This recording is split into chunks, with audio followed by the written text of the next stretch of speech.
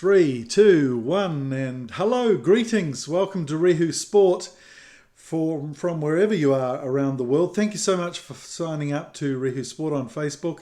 And don't forget, you can also sign up to the YouTube channel. Subscribe, hit the subscribe button down there. Like as much as you can.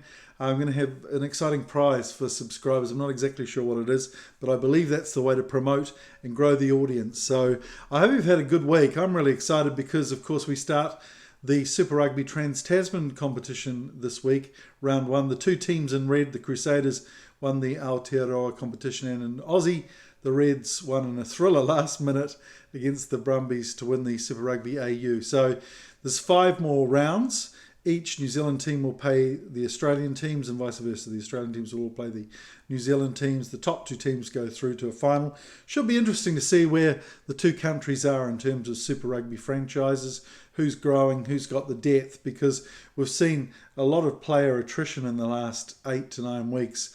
It's tough competitions on both sides of the Tasman. So we're certainly seeing who's stepping up and where all the young players are and when they get their opportunities. And it's really good. So we're going to take a look at the Friday night games first and foremost.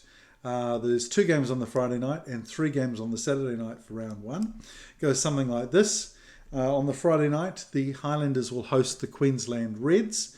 And later in the evening, the New South Wales Waratahs have got the Hurricanes to deal with. On the Saturday, Crusaders are at home against the Brumbies. The Blues visit the Rebels. And way over in Western Australian Western Force take on the beaten finalists, the Chiefs. So as I said, we'll just take a look at Friday night's games because the teams have been announced. I've been ferreting around the internet trying to get the latest news for you. So here goes. First with the Highlanders. We see that Shannon Frizzell has been left out of the match day 23. He's got a bit of a problem. He was caught having an altercation allegedly at a bar at 2:30 in the morning last Sunday morning. So no charges have been laid yet, but it sounds like he's just been stood down in the meantime. Hugh Renton, who's always been a good, honest, hard worker off the bench, gets a start at number 6. Pari Parkinson is back at lock. Uncle Bryn, the old Warrior Evans, will be on the bench. Michael Collins comes in at centre for his playmaking ability, and that pushes Seo Tompkinson out on the wing, which is an interesting selection.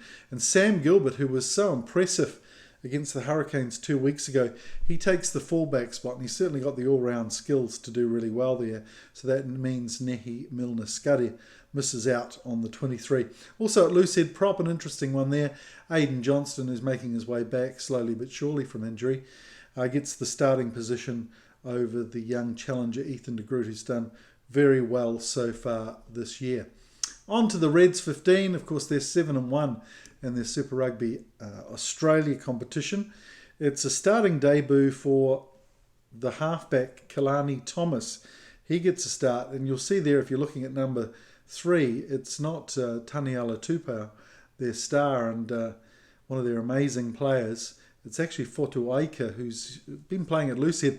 He's starting at tight head on Friday night. Also starts for Dane Zander, Liam Wright, who's played a lot off the bench this year, Seru Uru and Filippo Donganu.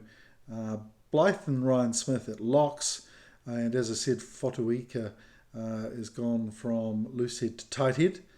And if you look at the bench, quite an amazing bench there with Tupou, Salakai Loto, and Fraser McWright. They're coming off the bench. Also one player that I was always impressed with when he made his career start in the Reds jersey, Harry Houpert, who's had a couple of injuries in the last few seasons that have slowed him down. So it'll be good to see where he's at the moment too, because he's got a lot of ability, a lot of potential, could be still a future star for the Wallabies. Of course, front rowers always take a reasonable time to mature. Isaac Henry will potentially make his debut off the bench. All right, we're looking after those 223s that we've seen, what the 2 teams might be looking at in terms of their strengths and weaknesses. And for me, the Highlanders, their freshness now, they had a week off last week while the Reds were battling the Brumbies. They should be fresh. They're playing a team in the Reds that have given a lot of players that have been on the bench all season a start. So that's good for them, but also you'd think the Highlanders will need a half-time lead because there's some pretty good cavalry coming off the bench in the form of Salakai Aloto, McWright, Tupou. It's going to be pretty tough in the second half. And Sam Gilbert, he's going to be a player to watch, I think, in this game. He's a very, very strong player now that he's come back from injury. He showed a lot of strength, but still a lot of dexterity and ability with his boot. His kicking game was really strong when he made his comeback from injury. So I'm looking at those three elements for the Highlanders. For the Reds, there will be a lot of pressure on their starters. Good opportunities is one way to put it, but there's a lot of green players there. So that's going to be tough. I think Jock Campbell, whenever I watch Jock Campbell, I'm always astounded by his speed. And if he really does play at 11, we do see him a lot on the right flank normally, but if he plays 11 and matches up against Tompkinson, that could certainly be an element where that they've got an advantage over Tompkinson. He's no slouch, but he's not renowned for his pace, that's for sure. Now, of course, the Reds, whenever they come to New Zealand in the past, especially the South Island, they have struggled. It's not going to be a Friday night in Invercargill at Rugby Park, but it's still going to be cold. I mean, they're playing in a covered stadium, but they're coming from 20-odd degrees in Brisbane, and it should be about 8 degrees match time, and it doesn't get much warmer in the stadium, that's for sure. So it'll be interesting to see how they react to that. I'm sure Brad Thorne will have a few tips for them on how they can come to the party in terms of playing at Forsyth Bar Stadium in Dunedin. All right, so after that game finishes, we go over to Sydney, where the Waratahs, who are 0 from 8 this season, their points differential is minus 154.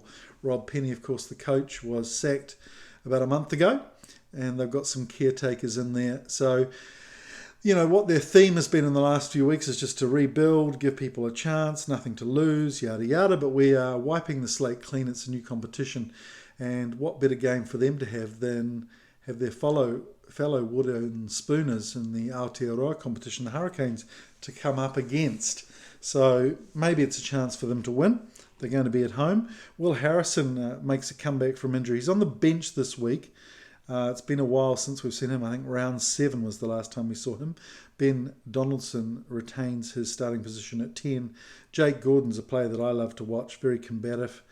And now also at number 7, there's a starting debut for a Kiwi, Charlie Gamble, who went to school at St Bede's in Christchurch, went over for a chance in Sydney and took it with both hands. So he gets his starting debut for the Warriors, replacing Carlo Trezano for this game. Now, for the Hurricanes, the big news is, of course, that Ngani Laumapi has signed up for Stade Francais with a big $3 million contract. Jason Holland, the coach, says it's a bit of a coincidence that he's been left out of the starting 15, but heck, I guess you have to start thinking about rebuilding at some stage. And we know that Peter Umanga Jensen is a fine player, so it looks like they're looking to him to cement his position at 12 with Billy Proctor at 13. Alex Fidow comes in for Terrell Lomax, who's had a heavy workload. He'll start at tight head prop. Isaiah Walker-Leawere comes in for Scott Scrafton. And some big news in terms of signings, as well as Laumapi leaving. Earlier this week, TJ Perenara is coming back for 2 years from Japan. And also, just in the last hour or two, Owen Franks, the old Crusader, has done a Dan Carter. He signed up for another franchise. He won't be here this season. He's coming back for next year, 2022. So that'll give them a little bit of stability, literally, in the front row. Owen Franks, of course, been playing for Northampton in the English competition with Chris Boyd. So whether there was a connection there or not, I'm not too sure. All right, so let's take a look at the 3 things that these teams may be thinking about. For the Waratahs, I really do think they've got to look to Jake Gordon to run the game. We know that the Hurricanes are a bit green in terms of their inside backs. They've got Ruben Love, who's just acclimatising himself to the 10 position. Luke Campbell, who's been a bit hot and cold for me. They should have a front row edge in terms of scrummaging, I think. They look very strong there at prop. And the Hurricanes props, Fidow and Numia, more renowned for their ball-carrying abilities and ability in loose play. So I think they could really do well at scrum time there, and that could give them a bit of confidence. They're 0 from 8. They do have nothing to lose, but they really do need to win a game. And we saw a couple of years ago they surprised the Crusaders. They can do it at home, but they've lost a core of experienced players. So that's where Gordon, Maddox, Swinton, those sort of players need to step up and really lead the team. For the Hurricanes, as I mentioned, those mobile props, I think that could backfire on them. We've seen that Numi has been exposed at scrum time. Fidau, the same type of prop, brilliant with the ball in hand, but he's got to put in a big shift at scrum time, that's for sure. Geordie's chance to stamp his authority on the competition. He's been battling Jordan and Mackenzie, of course, for the All Black fullback position, and perhaps his brother as well. So I think it's an important couple of games for Geordie Barrett to come and really stamp his authority on the competition, because he's a big, strong player. He's a leader for the Hurricanes, and I think he needs to continue that really good form, really strong form against the Aussie teams, just to underline his ability and potential to make the All Blacks starting lineups for those tests later on this year. And for me, there's still some question mark over control for the Hurricanes. Of course, they've got no Adi Savia now. They've got young Flanders starting at number 8, and I think he's a great prospect for the future. But with Campbell and Love, there's a real question mark now too with no Laumapi. There's no one really along that spine apart from Geordie at the back where they can step up. So it's going to be a question mark that needs to be answered. And I can't wait. 5 games of rugby instead of just 2 on each side of the Tasman. So we're in for a treat this weekend. I'll be back tomorrow too to preview the other 3 games when we get the starting lineups. But I hope that gives you some grist for the rugby mill before Friday night. Take care. Don't forget, please do subscribe to Rehu Sport on Facebook and, of course, YouTube. If you can cross over to YouTube and sign up there, I would appreciate it a lot. Take care. This has been a production of Tahu Films.